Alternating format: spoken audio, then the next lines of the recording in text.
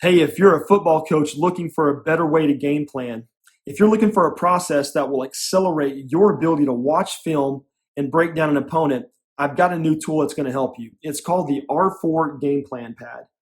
Now, if you're not familiar with R4, I am dubbed Maddox, creator of the R4 system. And R4 is an operating system that works with any offense. What it allows you to do is see the game like an expert.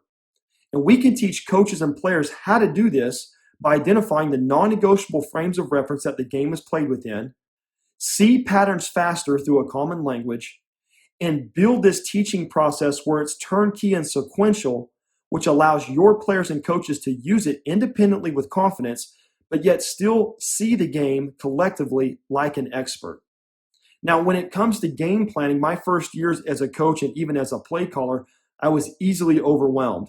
There was so much information I was taking in and so many plays scattered everywhere that I couldn't make sense of what to do and how to do it. When the pressure hit on game nights, I was easily overwhelmed. This game plan pad was built out of those failures. And what it does, it provides guardrails and a framework that allows me to distill all the information that I'm watching on film into a workflow that makes it easy to understand and see the patterns. It allows me to streamline my plays and link plays collectively together where I can make sense of what to call and when to call it. And more importantly, it allows me to communicate the game plan to my staff and my players like I'm reading a story to a 5-year-old. Now, if you want this ability as well, I'm going to take you through how we use this game plan to break down an opponent. So let's check it out. Okay, here's the R4 game plan pad. As we open it up, the first thing that you'll notice is that the pad is legal size, so it's longer than your traditional 8.5 by 11 notebook.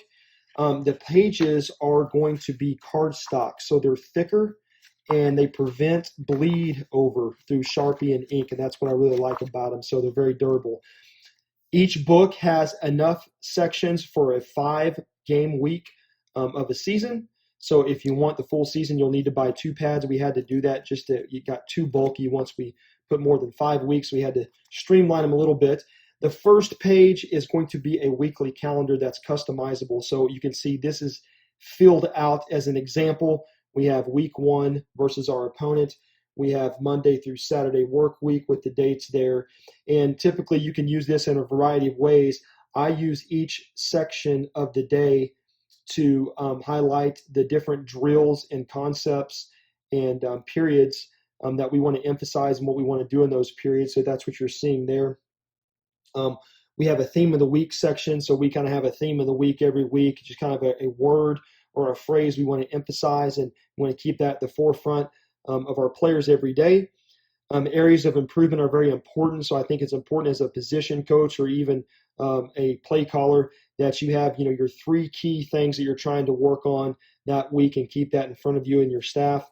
And then my to-do list. I'm not very good at organizing all the things I got to get done. So this helps me assign all those weekly tasks. They could be football or non-football related and check those off when they are complete. Okay, the next page is the R4 Accelerator Grading Sheet. Now, if you're not familiar with R4 accelerators, it's how we grade the post-snap movements of players. And I don't have enough time in this video to go through that entire process. I've written 2 books on it. We have What is Open, which goes over the run game accelerators and how we break down run plays. And then I recently released a few months ago Capology, which goes over the pass game accelerators. And we also have courses online that go over how we do this. Again, the best thing we do, but for those of you R4 members that are familiar with how to grade accelerators, you can look at the pass game sheet. I'll try to zoom in here for you. So typically you have sections for every player. So this would be the left corner, the boundary safety, the free safety, the field corner, and we're playing a 4-2-5 defense here. So I have a Will linebacker, a Mike linebacker, and we call him the dog. Some people call him the star or the Sam. Okay, you have your backups here, spots for backups, and each column highlights a specific indicator that we're trying to grade. So for example, let's look at the dog linebacker here. So here's the routes that we graded on film against them. So we have an X route, a seam, a Y option route, and a slant. He was a big-time collision player, so he had positive collision on 2 of those. There's the coverage that was played with the dominant position. This is the cap grade, which again, I go through in detail in Capology. This was the hip angle at the rhythm phase, and this was his closure ability. So what you're seeing here is he has positive closure on the axe, seam, and the Y option. So every vertical route he was capping, and so I made notes down here for that. The slant route was the best route against him. He had negative closure on the slant, and so that's some notes we made there. So we're going to have to use this guy, run him off, maybe use some motions or some release strategies to avoid that collision. So that's just a quick example of how we use this information. And again, that's part of the R4 membership courses if you want to find out how we use this. But again, even if you don't use it, this pad is still serviceable to you. Okay, here's the run game accelerator page. So again, we're going against a 4-2-5 defense here. And you can see I've highlighted the will linebacker, the Mike, the dog. We're working more of the run box here, so I'm less concerned about the secondary unless they're rotated down as pin players. Here's the defensive line, the Viper, the nose, the 3 technique, and the strong side end. Let's look at, for example, let's look at the inside linebacker here. Here's some inside zone double teams we graded. He was a pursuit player on one of these. He was a plug player on the other, so positive plug, 0 on pursuit there. You can see on pulls, he was negative on pull schemes, but positive on outside zone schemes. So just this allows us to give us indicators on the best schemes to attack this particular player. We make some notes down here and we pull that into the game plan when we scheme up our plays. All right, the next sheet is going to be your basic grids to diagram the looks you're getting on film. And these can be used in a variety of ways. So I'm going to show you just some different ways we use them. There's not just one set way. I'm used for every sheet. You can see, I'm going to zoom out here. And this is kind of our left hash play. So I got a scratch sheet on the left where the linemen are kind of slightly positioned to the left, and we can draw up any kind of base looks we want. I can use this sheet for kind of our core coverage and front looks. So again, what I did here is I used it for my 3x1 formations, and I went through and I'm just trying to watch the film and I'm trying to draw the different coverage and alignments that the defense is showing on film against this formation. I also put the down and distance and see if there's any patterns there. So I've got all the 1st and 10 looks against a 3x1 tight end formation in this column. I've got all of the 2nd down looks against the 3x1 tight end formation in this column. And that's kind of, and 3rd down is kind of separate for me. So I'd use a different page for the 3rd down. So I want to see what's their primary looks that they give on 1st and 2nd down, see what the patterns are. I put a little tick mark for every time I see that. So for example, if they ran an over front with 3 cloud 3 times, I would mark that here. And then I would use this information to prioritize the most common coverage and alignment against that look.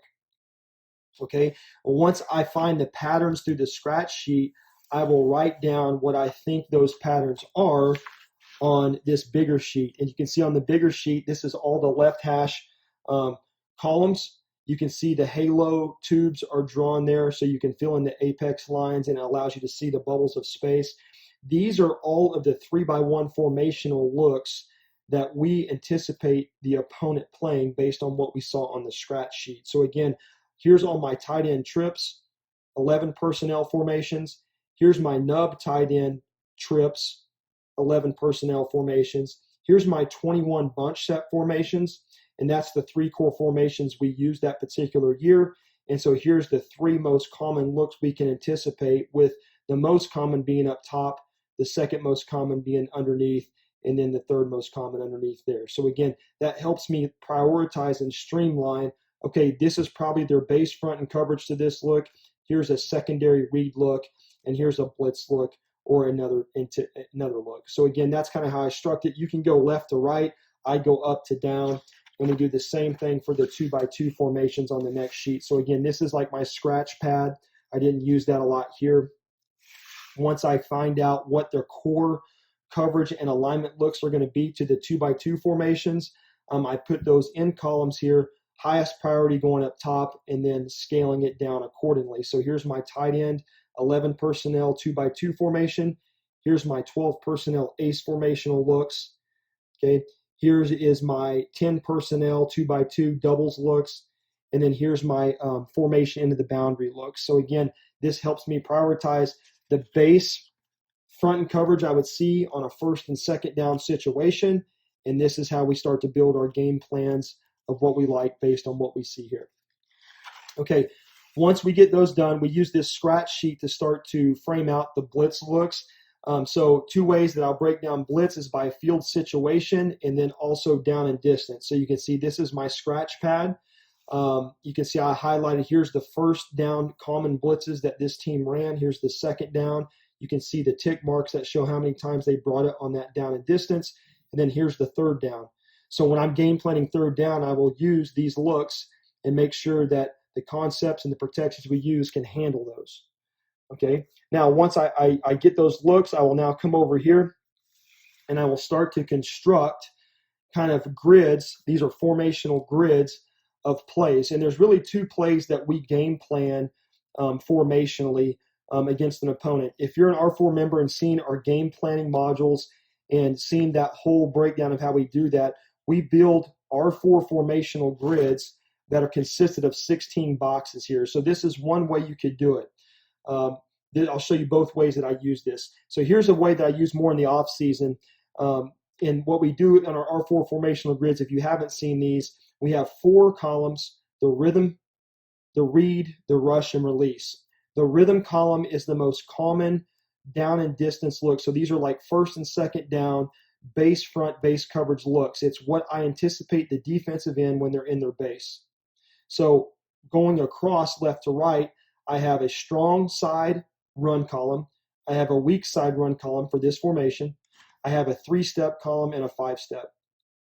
Now what I want to do is I want to find out what's my best strong side run against this opponent based on what I broke down on the previous pages. All right, so I write that play here. The next column is the read column. This is the most anticipated front or coverage adjustment or personnel mismatch. So whatever I feel is the highest priority threat to the rhythm play, I would now game plan the read play to defeat that look. So this is my next play in my if-then decision-making game plan that I'm going to if they adjust. So I'm writing that there. The rush column is the most anticipated blitz, overload, or pressure that they may bring to take that strong side run away. All right, so I'm going to draw up a play there. It was actually a screen on this. The release play is my shot play that's tied to the rhythm. So again, I'm not going to go heavy into how we set this all up. If you're an R4 member and seen the modules, I give you a full detail how we break this down. But you can see you can use this whole section as one formational grid, or you can use this section and create a rhythm, read, rush, release play string out of that formation. And you can use like 4 different formations. So for example, this is all 2x2 formation, 11 personnel. This is my rhythm play out of that formation. Here's my read. Here's my rush. Here's my release. And then I go down. Here's my 3x1 tight end. If then R4 rhythm, read, rush, release play sequence against the base look the defense will give, their most anticipated adjustment, their most anticipated pressure or overload, and then the shot play I'm trying to set up, or maybe some one-off play that they may bring. All right, and so you can build play strings going down or going across like you see here.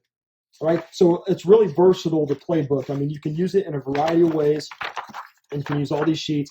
And then the last part of one weekly session is the play call sheet. So I really like this because it helps me game plan my practices too.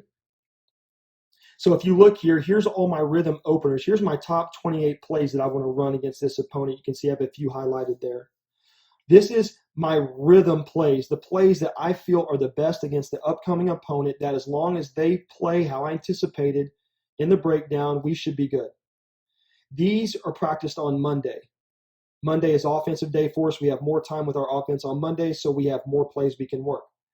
Okay, Tuesday is read day. So these are all of our situational, our special packages, our tempo plays, and our best adjustments that we need to have ready if the defense adjusts. So that's Tuesday for us. That's read day. Rush day is all of our situational. So it's third down emphasis. So here's my third down plays for short, medium, and long, extra long, fourth down, and any unanticipated man or blitzes that we may not see on film. You always got to be ready for man. And You never know when a defense is going to throw man on you. So here's our pressure beaters that we either are anticipating if they run man, or we're not if they don't show it on film. That's Wednesday. Okay, Thursday is our release day. So it's all the one-offs. It's the 2-point plays. It's our goal line tight zone. It's our 2-minute no huddle stuff. It's our last 3 plays of the game, trick plays. That's all Thursday. And then our shot plays are gridded with a diagram of the field. I like all my shot plays field specific and hash specific. So there's our 8 to 10 shot plays we'll run. Some of this were pulled from over here. I just pull them on this grid because I want them play and bound and hash specific. So again, that's a 1-week breakdown of the game plan pad. Again, it can be used in a variety of ways. There's 5 weeks in here. So hope you purchase that. It's $24.95 for one. Each additional one after that, $17.95. So you get a better deal if you bulk order. Now, if you want any more resources and want a deeper dive into our game planning process or the R4 system, you can go to www.r4footballsystem.com. You can click on products. You'll see there we have the R4 Masterclass membership, which has everything that we offer, over 60 hours of content, diagrams, documents, playbooks, the game plan pad. We break that down and how we use that more extensively there. You can see you can buy the game plan pad here. We have an R4 basic training course for quarterbacks. We have all of our books and resources for sale here. We have our auto-populated play calling sheet and all of our individual courses. So again, check that out if you're interested. Otherwise, I hope you get the game plan pad and I hope it helps. Thanks.